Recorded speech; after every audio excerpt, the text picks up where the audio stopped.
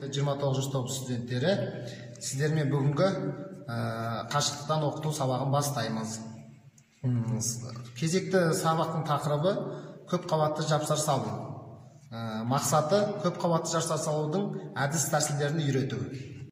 Жұмысымызды бастамас бұрын техника қауіпсіздігін сақтаймыз.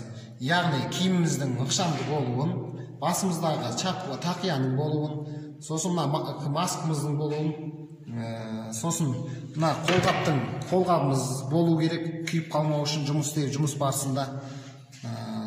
Сосын жұмыс орнымызды даярлап аламыз. Даярламас бұрын бұл жерде де техника қауіпсіздігін сақтаймыз. Яғни ұстайтын держагымыздың ыңғайлы болуын, сосын кабеліміздің ақау болмау керек, кабелдерімізде жұмыс істеген кезде. Құрал жабдықтарымызды түгендеп алайық. Балғамыздың болуы, және керекті кілтіміз болу керек, болат четка болу керек, сосын струпсыр болу керек, яғни металды қысып, орнына жұмыс істеген кезде қысып қойып жұмыс істеген керек болады. Сосын шлак қаққыш болу керек балғамыз орнына. Сосын ең негізгі керегі бүгінгі тақырыбымыз көп қабатты жапсар салу үшін 10 мм-лік металды таңдап алдық. Ал енді жұмысымызды бастаймыз. Металымызды жұмысқа даярлаймыз. Яғни сызғышпен металымызға белгі салып алу керек. Бір жағына кесу сызығын дайындап аламыз.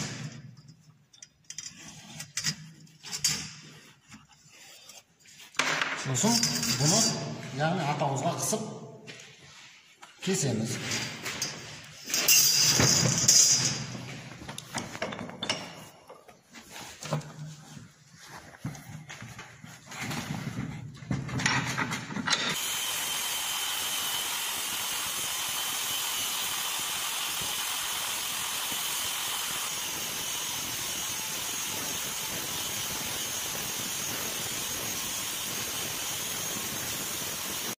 Металымызды кесіп алдық. Яғни енді бұны жұмысқа даярлауымыз керек. Бұл көп қабатты жапсар салуды 5 мм-ден жоғары қарай металдардан дайындаймыз. Бірінші, көп қабатты жапсар салмас бұрын жұмысқа даярлау үшін V тәрізді қып дайындап алайық металымызды.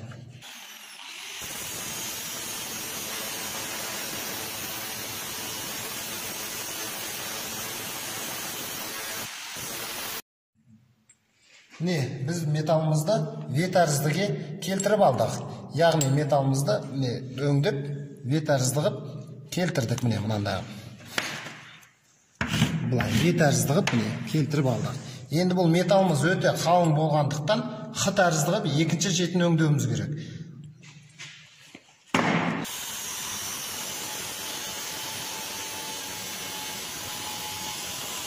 Металымызды Х тәрізді қып дайындап алдық. Яғни бүйтіп металымызды дайындап алдық.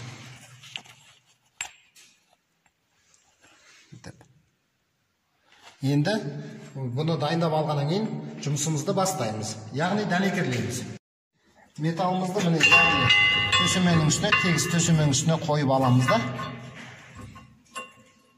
жұмысымызды бастаймыз.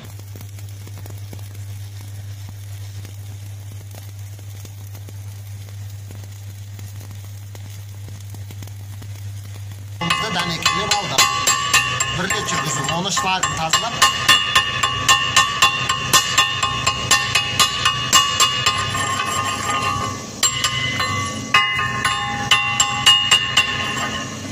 Енді өздеріңіз көргендей металымыз қалың болғандықтан көп қабатты жапсар салу сабақтың мақсаты тақырыбына байланысты екі жағынан бірінші болды ғой, енді екіншісін, үшіншісін жүргіземіз. Яғни дәнекерлейміз, пісіреміз.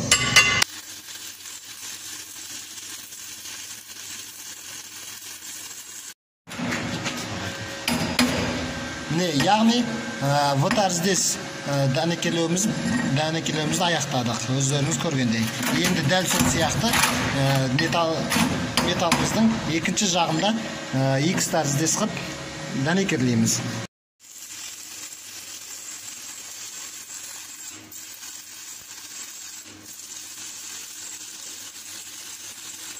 пішіру жұмыстарымыз аяқталды. Яғни көп қабатты жапсыр салуды орындадық. Сендерге бір ескерте кететін жағдай, мына металдың қалыңдығына байланысты электродты таңдап аламыз, яғни 4-тік электрод.